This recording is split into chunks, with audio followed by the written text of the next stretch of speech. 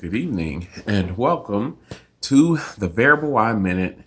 I'm your host, the Variable Y. Thank you so much, guys, for joining me tonight. We're gonna bounce around a little bit, but it's gonna be all basketball. So I know my man Spoon, I know he's happy about that. Sean, I know you're happy about that too, even though your Knicks got destroyed by Spoon's Lakers. But yeah, tonight we're gonna talk a little basketball. So, like I said last night, I wanted to take some time because I knew that the world would react to what happened down in Kansas, and so of course I wanted to let everybody who's the righteous indignation police, I wanted to let them all have their opportunity to say what they wanted to say about it.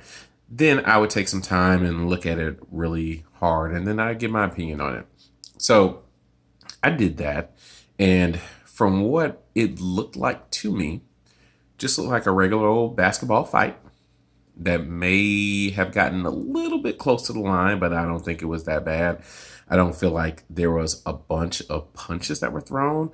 I've seen a couple of replays, not too many, because I didn't want to, break it down like break it down like the Kennedy film or anything like that. I just wanted to look at it and then say, okay, well, let's hear what everybody's talking about. So I didn't see that it was this like massive, gigantic, this big time violent act. Again, it just looked like a fight between two teams. So you got 12 guys on a team who dress out, 15 at most. So it looked like a fight between 30 dudes. And that's all it looked like to me. Oh, my bad. And one guy, De Souza, excuse me, Silvio De Souza, he picked up a chair and he was going to hit somebody. So I totally understand if you say, man, this guy, he wild out. He needs to be punished. And it looks like he was. He got a 12-game suspension. So now that we've had some time to digest, I have to say that I haven't heard a lot of people on their high horse about how basketball players are out of control. And this is what normally happens whenever there's a basketball fight. Mind you, whenever there's a hockey fight, whenever there's a football fight, whenever anybody gets into a fight, even though they don't have many, but whenever anybody gets into a fight when it comes to soccer or there's a lot of flopping, don't hear anything about all of this world-changing events that need to happen or how people need to be controlled. Only in basketball do we hear about that. And I'll let you guys draw your own conclusion to that because I know there are many, many factors that go into it. Way too many for us to discuss, of course, in this Variable Y minute. So, but like I said, there seems to be a lot of time for people to be very nuanced with what they were saying. De Sousa was kind of wilding out, and a 12-game suspension seems fair. He picked up a chair with the intention of knocking somebody's block off, with the intention of hitting somebody like he was The Rock at Royal Rumble in 1999. And if you don't know what I'm talking about, please Google it. It's kind of awesome, and it's terrifying when you realize that even though it's professional wrestling and those outcomes are scripted, your man Mick Foley was taking actual chair shots to the head while his children were watching. Again, when you put that into context, it can be very scary.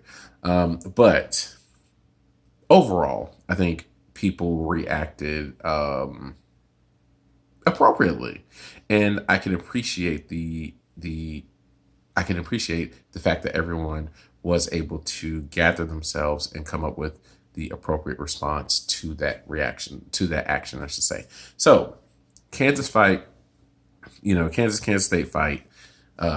Kid gets suspended. A couple of kids get suspended. It's not the end of the world. We move on. So we're going to move on here in a Variable Y minute. And we're going to go to a game that's on right now. The game that I've been anticipating. The game that I'm sure all of you guys have been anticipating. It is the debut of one Mr. Zion Williamson. And like I said, I know we've all been waiting with breath that's bated for almost 6 months, I guess, to see him actually appear in an NBA basketball game. And I've got to say, they've got him on a minutes count. I think they're not letting him play more than 4 minutes per quarter, which is gonna, well, maybe 4 to 5 minutes, I should say, which, because I don't think he's going to go more than 20 minutes per game, at least for right now. And so, as of right now, he's not really doing anything, and I don't really want to watch. It's the Pelicans versus the Spurs, and these are not your daddy Spurs. There's no David Robinson, there's no Tim Duncan, there's no Manu Ginobili, there's no Tony Parker, there's no Robert Horry, there's no Steve Kerr, there's no Dennis Rodman, there's no Iceman Gerving, there's no Sean Elliott, there's no who else was worth watching on the Spurs. Hell, there's no Antonio McDyess. He played there for a minute. There's no Richard Jefferson. He played there for a minute. There's no. I can't think of anybody else who was actually compelling for the Spurs. No Avery Johnson. There's no Steve Jackson. Like, there's almost nobody. There's no Kawhi Leonard. There's almost nobody on the Spurs who you actually know, and they're quite boring. Not even like Spurs boring, where they're good, but they're just kind of boring to watch. They're boring, and they're not really that good. Like, yeah, they're boring, and I think they're ninth in the West.